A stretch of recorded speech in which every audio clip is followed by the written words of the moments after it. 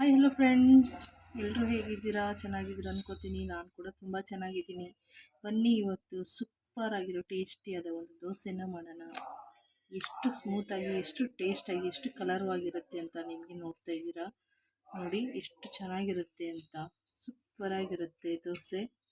ನೀವು ಯಾವಾಗ ಬೇಕಂದ್ರೂ ಅವಾಗೆ ಮಾಡ್ಕೊಂಡು ತಿನ್ಬೋದು. ಈ ದೋಸೆಗೆಲ್ಲ ಏನೆಲ್ಲ ಬೇಕು, ಹಾಗೆ ಯಾವ ಥರ ಮಾಡೋದು ಅಂತ ನೋಡೋಣ. ಸೂಪರಾಗಿ ಅದಕ್ಕೆ ಜೋಡಿ ಆಗಲ್ಲ. ಅದ್ರ ಜೊತೆಗೆ ಚಟ್ನಿ ಕೂಡ ಮಾಡೋದು ಇವತ್ತು. ಈ ಚಟ್ನಿ ದೋಸೆ ಯಾವ ಥರ ಮಾಡೋದು ಅಂತ ನೋಡೋಣ ಬನ್ನಿ. ನೋಡೋಕ್ಕಿಂತ ಮುಂಚೆ ನಮ್ಮ ಚಾನಲ್ ಯಾರೆಲ್ಲ ಸಬ್ಸ್ಕ್ರೈಬ್ ಮಾಡ್ಕೊಂಡಿಲ್ಲ ಸಬ್ಸ್ಕ್ರೈಬ್ ಮಾಡ್ಕೊಳ್ಳಿ. ಹಾಗೆ ಬೆಲ್ ಐಕನ್ನು ಒತ್ತಿ ನಾವು ಹಾಕೋ ವಿಡಿಯೋನ ನೋಟಿಫಿಕೇಶನ್ ಬರುತ್ತೆ, ನೀವೇ ಫಸ್ಟು ನೋಡ್ಬೋದು. ಹಾಗೆ ವಿಡಿಯೋ ಇಷ್ಟ ಆದರೆ ಒಂದು ಲೈಕ್ ಮಾಡಿ. ಬನ್ನಿ ಈ ದೋಸೆನ ಯಾವ ಥರ ಮಾಡೋದು ಅಂತ ನೋಡೋಣ. ನೋಡಿ, ನಾನಿಲ್ಲಿ ಒಂದು ಹಿಡಿ ಆಗೋಷ್ಟು ಪಾಲಕ್ ಸೊಪ್ಪನ್ನ ತೊಗೊಂಡಿದ್ದೀನಿ. ಹಾಗೆ 1 ಕಪ್ಪು ಗೋಧಿ ಹಿಟ್ಟನ್ನ ತೊಗೊಂಡಿದ್ದೀನಿ. ಇದು ದೋಸೆ ಮಾಡೋಕ್ಕೆ, ಪಾಲಕ್ ಸೊಪ್ಪು ಮತ್ತು ಗೋಧಿ ಹಿಟ್ಟು ದೋಸೆ ಮಾಡೋಕ್ಕೆ.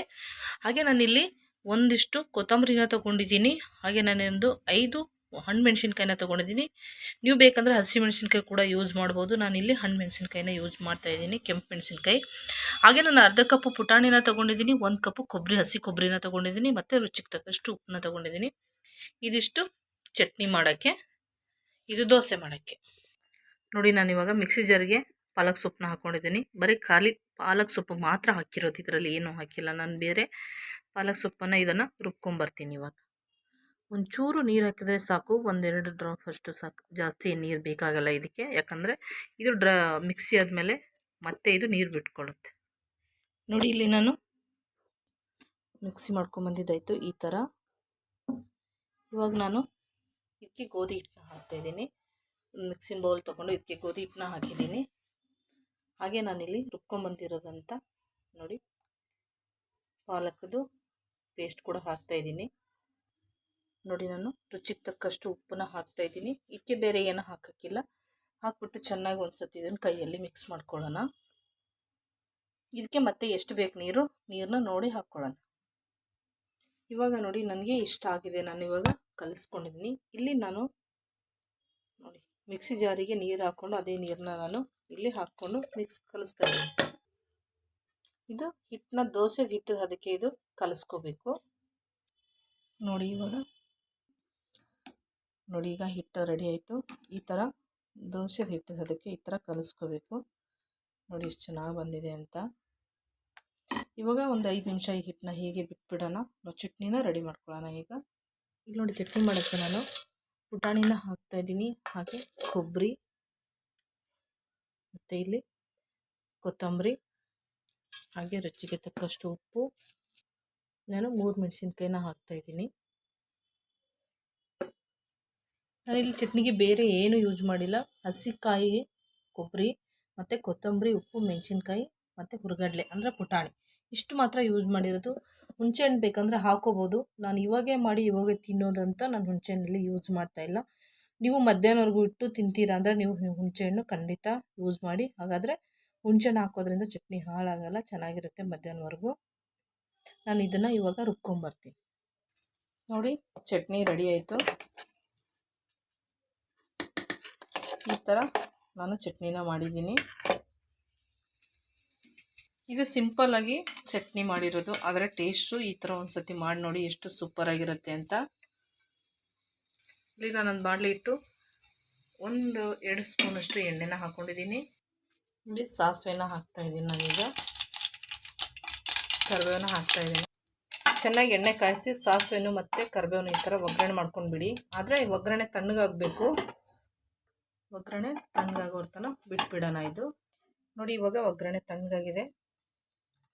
ನಾನು ಚಟ್ನಿನ ಹಾಕ್ತಾಯಿದ್ದೀನಿ. ಬಿಸಿ ಎಣ್ಣೆಯಲ್ಲಿ ಚಟ್ನಿ ಹಾಕ್ಬಿಟ್ರೆ ಒಂಥರ ಗಟ್ಟಿ ಬರುತ್ತೆ, ಅದ್ರ ಟೇಸ್ಟ್ ಕೂಡ ಹೋಗಿಬಿಡುತ್ತೆ.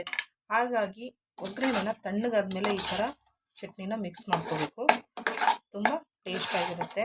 ಹೋಟ್ಲಲ್ಲೆಲ್ಲ ಕೊಡ್ತಾರಲ್ಲ ಅದೇ ಥರ ಟೇಸ್ಟಿ ಇರುತ್ತೆ ಈ ಚಟ್ನಿ. ಇವಾಗ ಚಟ್ನಿ ರೆಡಿ ಆಯಿತು. ನಾವು ಇವಾಗ ದೋಸೆನ ರೆಡಿ ಮಾಡ್ಕೊಳ್ಳೋಣ. ನೋಡಿ, ನಾನಿಲ್ಲಿ ತವ ಕಾಯಕ್ಕೆ ಇಟ್ಟಿದ್ದೆ. ಚೆನ್ನಾಗಿ ತವ ಕಾದಿದೆ. ಈಗ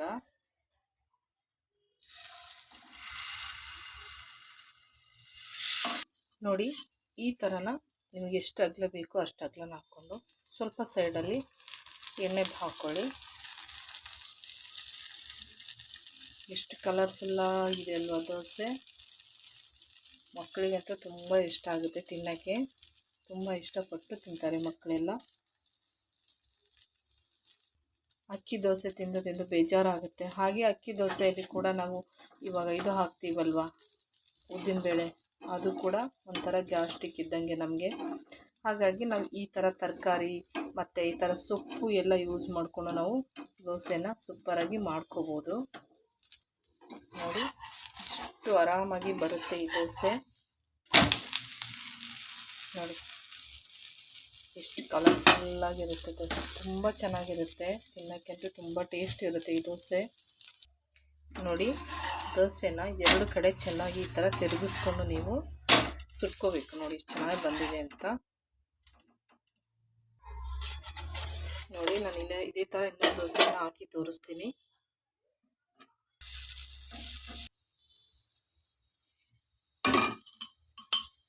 ತುಂಬ ಸುಲಭವಾಗಿ ಬೆಳಗಿನ ನಾಷ್ಟಕ್ಕೆ ಈಸಿಯಾಗಿ ನೀವು ಈ ದೋಸೆನ ಮಾಡ್ಕೋಬೋದು. ನೋಡಿ ಈ ಕೂಡ ದೋಸೆ ರೆಡಿ ಆಯಿತು. ನೋಡಿದ್ರಲ್ವ ಎಷ್ಟು ಸುಲಭವಾಗಿ ನೀವು ದೋಸೆನ ಮಾಡ್ಬೋದು ಅಂತ. ತುಂಬ ಚೆನ್ನಾಗಿರುತ್ತೆ ಇದು ಪಾಲಕ್ ಸೊಪ್ಪಿನ ದೋಸೆ. ಮಕ್ಕಳಿಗೆ ಕೂಡ ತುಂಬ ಆರೋಗ್ಯಕ್ಕೆ ಒಳ್ಳೆಯದು. ಬೆಳಗ್ಗೆ ಬೇಗ ಆಗುತ್ತೆ ಮಾಡೋಕ್ಕೆ ದೋಸೆ. ನೋಡಿ ರೆಡಿ. ನೋಡಿದ್ರಲ್ವ ಸೂಪರಾಗಿ ದೋಸೆನ ಎಷ್ಟು ಬೇಗ ಮಾಡ್ಬೋದು ನೀವು ಅಂತ. ಪಾಲಕ್ ಸೊಪ್ಪಿನ ದೋಸೆ ಸೂಪರಾಗಿದೆ. ಚಟ್ನಿ ಕೂಡ ಸೂಪರಾಗಿರುತ್ತೆ. ಸಾಂಬಾರು ಚಟ್ನಿ ಮತ್ತು ದೋಸೆ ಬೆಳಗಿನ ನಾಷ್ಟಕ್ಕೆ. ಇದಕ್ಕಿನ್ನ ಇನ್ನೆಂಥ ನಾಷ್ಟ ಬೇಕು. ತುಂಬ ಸುಲಭವಾಗಿ ಮಾಡ್ಬೋದು ಅಂತ ಗೊತ್ತಾಯ್ತಲ್ವ. ಎಲ್ಲರಿಗೂ ಇಷ್ಟ ಆಯ್ತು ಅನ್ಕೊತೀನಿ. ಯಾರಿಗೆಲ್ಲ ಇಷ್ಟ ಆಯಿತು ಲೈಕ್ ಮಾಡಿ. ಇದೇ ಥರ ಈಜಿ ರೆಸಿಪಿಗಾಗಿ ರುಜಾ ಅಡುಗೆ ಚಾನಲ್ನ ಸಬ್ಸ್ಕ್ರೈಬ್ ಮಾಡ್ಕೊಳ್ಳಿ. ಹಾಗೆ ಬೆಲ್ ಐಕನ್ನು ಒತ್ತಿ ನಾವು ಹಾಕೋ ವಿಡಿಯೋನ ನೋಟಿಫಿಕೇಷನ್ ಬರುತ್ತೆ, ಫಸ್ಟ್ ನೀವೇ ನೋಡ್ಬೋದು. ವಿಡಿಯೋ ನೋಡೋದಕ್ಕಾಗಿ ಎಲ್ಲರಿಗೂ ಧನ್ಯವಾದಗಳು.